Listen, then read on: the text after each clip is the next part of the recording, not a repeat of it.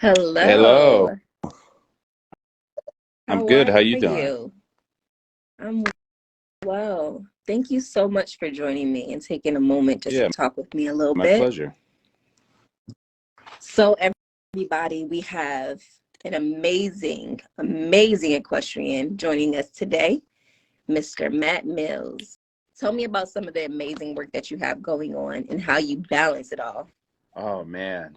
Yeah, it's a lot every day. I've got about 50 horses that I'm managing, and it's a process of training them and making sure their health is right and all that good stuff, and then competitions and trying to make sure they're ready. Certain ones are ready for certain competitions. Like for instance, I'm getting ready now for one in March in Scottsdale, Arizona called the Run for a Million in Las Vegas at the end of the year, and it's a qualification process where I've got to finish at the top 10 at this event to make it to this huge event in Las Vegas in August. I was a part of the first two. There's been four of them, and yeah. Anyway, so that's what I'm after right now. But yeah, it's been great. I mean, as far as like personal stuff, competitions, I was at one called the American last year. I was competing in the actual Globe Life Field, Texas Rangers play, and that was for the top Yeah. five in my sport in the world, and I managed to qualify for that last year. Didn't make it this year, but I'll be working hard to get back in it. But yeah, it's a lot of work, but it's a lot of fun because this is what my passion is. I love doing it. So when you find a passion for something, working hard doesn't seem like it's not as big a deal. Yes. Well, Yeah, congratulations. thank you. And perfect. No worries. Talk a little bit more about finding your passion. What were some of the obstacles that you had to go through and endure to get to the place and Well, space it's that you're pretty in now? crazy right now, honestly, that I'm sitting here in Texas wearing a cowboy hat. I'm from Long Beach, California. Um, I Yes. mean, I'm from right in the middle of it. So, as a kid, all I wanted to do was play basketball and ride horses. And my mom got me into riding because she had horses as a kid, and kind of I think I don't, maybe not everybody gets the opportunity, but there was one local stable there called the Lakewood Equestrian Center. It's still there, and she took me for some pony rides. And then one thing led to another. I showed an interest in it, and she started bringing me back out for regular riding lessons, just one time a week. And I just found, I mean, I still love to play basketball, but I love to ride horses. So started out that way with a lot of instruction in the beginning. So I got to thank my mom for that, because that gave me the foundation for where I'm at now. But it probably wasn't till, I mean, pretty early now that I'm seeing I've got kids now and stuff, and they don't know what they want to do, some of them anyway. But about 12 years old, I had a pretty good idea that I wanted to either be in the NBA, or Yeah. I wanted to ride horses. I wanted to train horses specifically.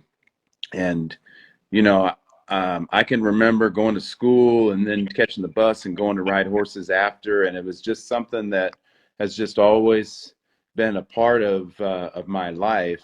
And I don't know what it is like with horses. When you're working with your horse, it doesn't even matter whether you're showing or not. I'm a competitive guy, so I love the competition aspect.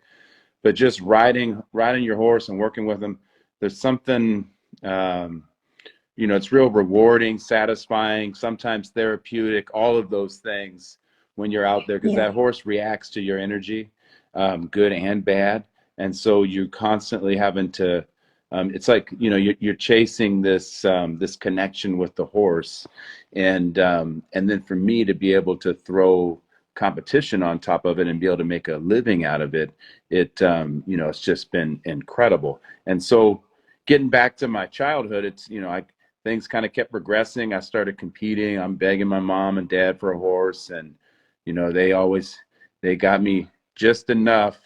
It wasn't as good as everybody else's. She's like, I'm not spending that kind of money, but it almost drove me even more. So then I had to be even better to be competitive. And then I started seeing some early success as a kid. I started working, giving riding lessons, working around the stable, Yeah. riding other people's horses, and then it came time to, go to college, and I had some opportunities. I played music, played the cello in high school, had some opportunities to do that in college. Obviously, just with the academic stuff, my basketball career started to go down. It leveled off, so that reality hit me in the face, and I managed to get a summer internship in Scottsdale, Arizona, and I thought, man, I want to do that because they had some amazing horses. It was a chance to get away from Yeah. home, get away from my parents. 18, wanting to do my own thing. Got out there and just Yeah. absolutely loved it. I had, it was a ton of work, and then they offered me a little money to stay, and I thought, wait a minute, I'm going to get paid to do something I love. And so ultimately, I started interning under a top professional in what I do, Reining. And I spent almost 5 years. So that was the equivalent of my college education. And that's about what I got paid. I didn't have any student loans when I got finished, but I sure didn't have any money in my bank account either. But I gathered a ton of knowledge about the business side of things, how to deal with the Hmm. public, how to run your bit a successful competitive business. And in 2001, I started my own training program in Arizona, and been after it ever since. And one thing that hasn't changed, I've said it from the very beginning. Um, we've all got to earn money to keep the lights on, and we got things that we want to accomplish financially. But for me, every day, I just love what I do. I would do it for no money. I have to get paid to do it. But if I won the lottery today,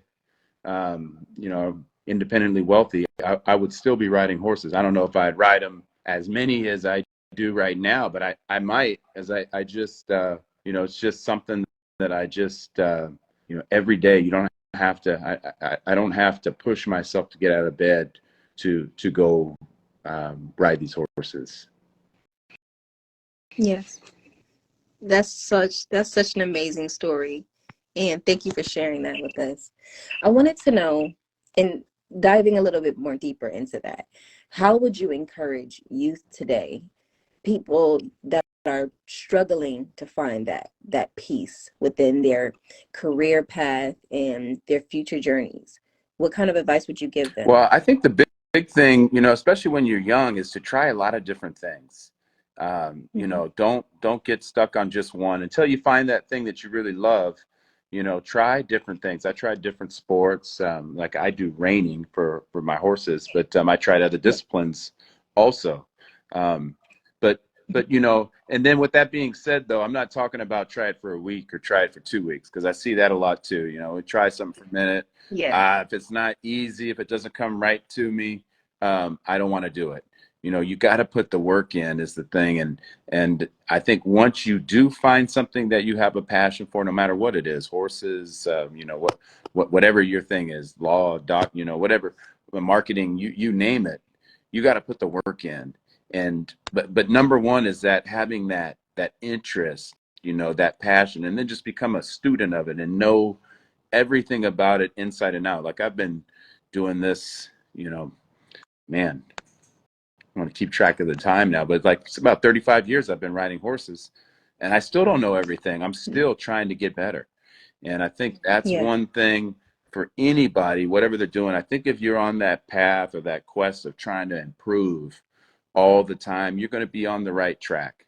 That's that's Yeah. that's probably the biggest thing that I see with a lot of young people nowadays is they're looking for that reward or that payout right out of the gate, and you haven't put any of the hard Yeah. work in yet. The sweat equity, I mean, Yeah. that's the hard days, the times when you're not sure it's going to work or not, and then you keep going, and that's when those doors start to open and things start to, they start to fall your way. And one thing about it, it's never going to be easy. Sometimes it's maybe a little easier, maybe not as hard, I would say, but to do something at a high level, it's not easy. I mean, taking the 9 to 5 type gig, there's pluses and minuses. There's some days where I go, man, I'd love to have that, where I could just turn it off on the weekend and I'll see you on Monday. But I'm not wired up that way, and I think most people deep down aren't, and it's attainable. I Yeah. won a gold medal for Team USA was 27 years old. Never in a million years. So many of these things that I've been fortunate enough to be a part of. But I've set it up too, though, with a lot of hard work, and then that opportunity comes through and you're ready for those moments. Yes, that's beautiful. Thank you. I want to talk a little bit about the competitions. What's the oldest horse that you've shown? Mm, I think the oldest horse I've shown was about 18. Horse named Big League Okay, Yankee. Yeah. Big League Yankee. Yeah. Nice. Okay. What becomes of the horses after their So reining career? it just depends. Like we have a handful of them that are like they'll never be sold. Like those ones that are just special. I got to be careful because I love them all. They're like my kids. But then next thing you know, I got Yes. a gazillion of them, and they cost, and they've got owners. Sometimes I own them. One of my very first reining horses that I showed was a horse named Cal.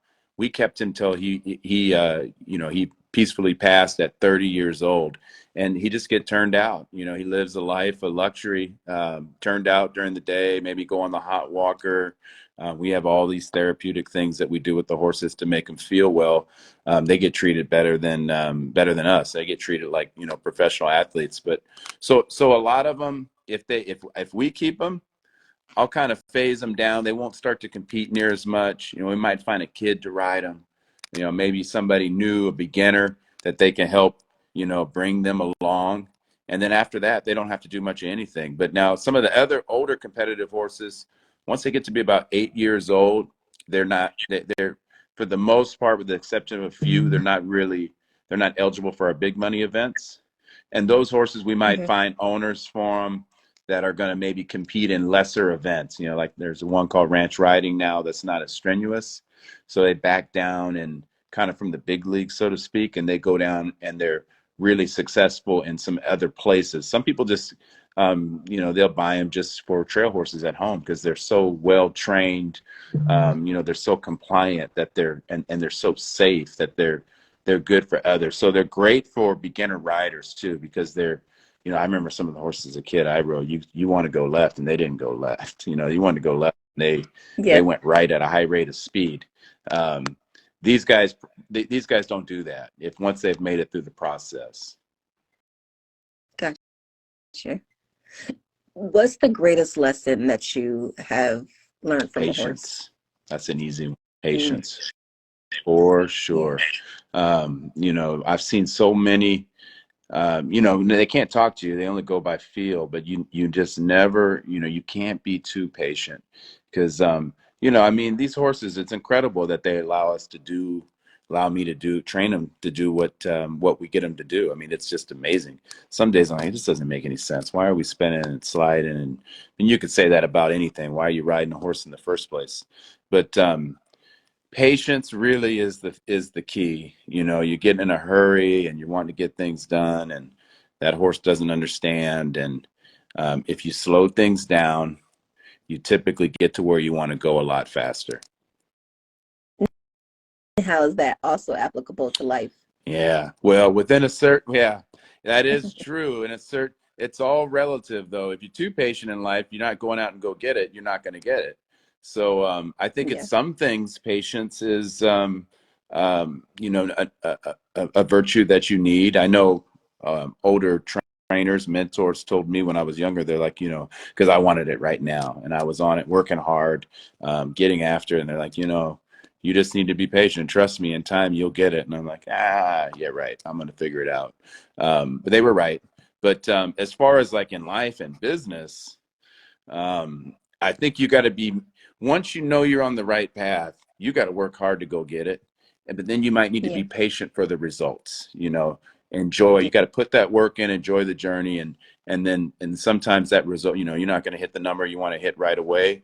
But if you're on right path, that's when the patience would come into play. But, if you're just sitting back waiting for your opportunity, like, well, and I've heard that before. Oh, you're lucky, you got these opportunities and I never had them. If I had them, I would be doing what you were doing. Well, we could say that about going to the gym. You can name it. If you wait for opportunity, you might wait your whole life. Sometimes you just got to get out there, get your hands dirty, make some mistakes, and get the fire started, so to speak. Yeah. Okay. Thank you. We have a question that just came in from Brooks_said. He wants to know, how long does it take to get into reining? What's the process? So really, it doesn't take any time at all. It's just finding, like if you need to have some basics. You don't have to. If you want to be successful, you need to have some basic horsemanship skills, because it is somewhat of an advanced sport. Maybe, it's actually very advanced, very, very difficult, but it's not impossible. I'm doing it. So you just need to find that has some reining horses and start getting exposed. The great thing about the internet now, you can do so much homework online. You can study and see how these horses are trained and the competitions, the pedigree, the bloodline, what it takes. And then you gotta jump out there and start putting your time in. And it might mean, if you're trying to get in as a professional, you got to be willing to do anything, which I can say that because I did. You might not ride a horse for a while until somebody wants to see that you have the work ethic, that you're responsible, before they go letting you get on one of their horses or even handle. You might be cleaning stalls, you might be pushing a broom. But if you are Yeah. ate up with it and you love it, that won't be a problem, because you're sitting there going, okay, I get it. I got it. I'm getting tested. I got to put my time in, pay my dues. But that's what I would say. If you can, unless you can get one yourself, if you have the means to buy a horse yourself, same thing. Find a professional that you trust, that you mesh with, and just get one and just get started and go make a lot of mistakes. Okay. I have 3 questions that came in. Well, one, what is your favorite bloodline right now? From JJ Reed. Uh it's always picked the last one that I've been winning on. So I'd say Gunner Special Night. That Gunner bloodline has been real good to me. I have a horse named Guns and Dynamite, that stallion that we call Gooder, that I've scored some really, really high scores on, and the horse is real consistent. He's powerful. He's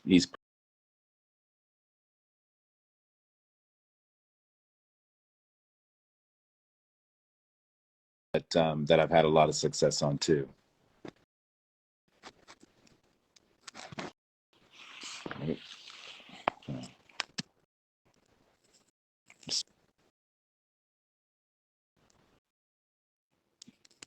You back?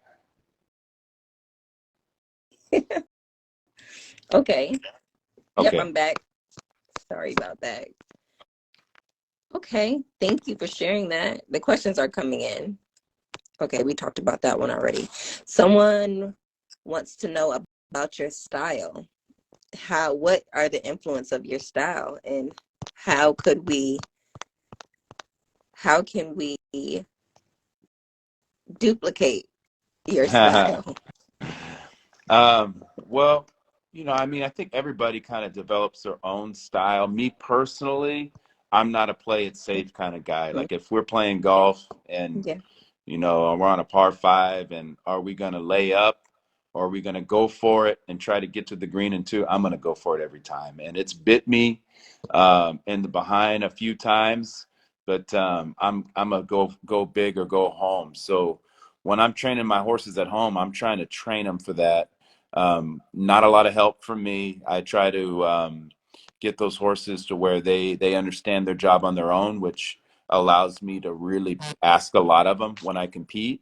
Um, I, Hmm. uh, I would say, like I said, for me, just being aggressive would be, I would say what my style is, and it's a balancing act. Sometimes I got to rein that back in, but ultimately that's just who I am. I'm a bit of a risk taker when it comes to competing, but I know what my horses are capable of. I'm not just coming out of the blue, just taking risk. I already know what this horse is capable of, and I know what I'm capable of. And when it comes together, it's so rewarding. So it's worth it for me. So I at times, I might be a little inconsistent because when you are aggressive like that, there's that fine line, and you don't know where it's at till you cross it a couple times. And so I'm not afraid to cross the line. So that I would say just aggressive overall is what I would say. Confident. How did you develop your confidence and fearlessness? I think that I just had a competitive nature from the beginning. Whether it was in school, I wanted to finish my work before everybody. I wanted to walk home the fastest. Um, I wanted to finish my plate before everybody else. That's just Mhm. from the very beginning with sports. I've been a sports fanatic forever, and now dove into like the mental side and everything about competing and how you can find little edges to things. And then you get a little taste of success, and that's the best driver right there. You want to get back to that same thing, and it's just really pushing yourself to be the best version of yourself, which then translates over to the horse. And that's the fun and frustrating thing about the sport I'm in. It's not me, it's my horse team sport. So even if I'm on that day, if my horse isn't, it's not gonna work. So it's a constant um, battle to try to get on the same page with the horse and it's a lot of fun, and it hits a lot of ups and downs. Yeah. Okay. Last question. Do you have any future plans on acting? Yeah. More acting coming. So that They want I to would know. love to. My day job gets in the way. All those horses, I've got to ride them. I had a blast on, a couple appearances on Yellowstone, and the reality show, the Last Cowboy, that went along with that Run for Million I was talking about. That was a lot of fun. Coincidentally, we're actually this week going to be working on it's a little kind of hush hush project, a little short film that we're going to be trying to shoot out here. So that's a coincidence. Somebody asked that. Going to push myself. It's going to be something outside of horses. So we'll see. Again, I like pushing myself. I like trying new things and seeing what I'm capable of. So yes, if the phone rang and somebody asked, would I be interested in trying something, I probably would entertain it for sure, as long as it didn't interfere with my horses. Awesome. Matt, thank you so much for taking the time to talk with me. We invite you to come to Hartford, Connecticut, and we want to keep the conversation open. The Black Boots Awards 2024 is going to be Memorial Weekend, May 24th, 25th, and 26th. We would love to have you and host you. So if you want to continue the conversation, we would love to talk some more. And thank you again for your work. We will honor you. We respect the work that you're doing and everything that you're doing for Black equestrians everywhere. I appreciate it. Just the last thing I just want to say, because it's not the easiest path, the one that I chose, for a lot of reasons, because there's not a lot of Black equestrians out there, and in this world, Right. if you bury your head in the sand and say, oh well, it's 2024, things are totally different. That's not true. There's a lot of great people out there, but there's a lot of people that aren't. They're maybe not wanting to see you do well, see us do well, and that's just reality. What I would say, my advice is keep your eyes on the direction, on the path that you want to be on, and make sure you're doing it for the right reason. We talked about passion a lot. If you have a passion, I know one thing, my horses don't care. I look at them, doesn't matter to them. And so I'm always focused on that. And you can do it. You say, well, I don't have the opportunity. You can find a way. I can show you where I grew up. Nobody has any excuses. If you really have that passion, there's somebody out there that will be willing to help you. You just have to have that I'm not gonna quit attitude, and get it started. But that'd be the biggest thing. Like I said, don't look at me and think, oh, it was just an easy path the whole way. It's not true at all. It's a lot of work, and then there's a lot of tough people that you got to learn to manage, get around, stay away from sometimes. But One thing about it though, I wouldn't trade it. I wouldn't trade it for anything. And you put the time in, and you know, it's pretty rewarding when you know you're able to provide for your family and do something that you truly love. So that would be my advice. Don't take no for an answer. Thank you. Yep. All right. Y'all heard it first. Trailblazing. Thank you so All much again. right. My pleasure. And we'll talk to you soon. Okay. All right. Good luck Bye. and congratulations. Thank you. All right. Bye bye.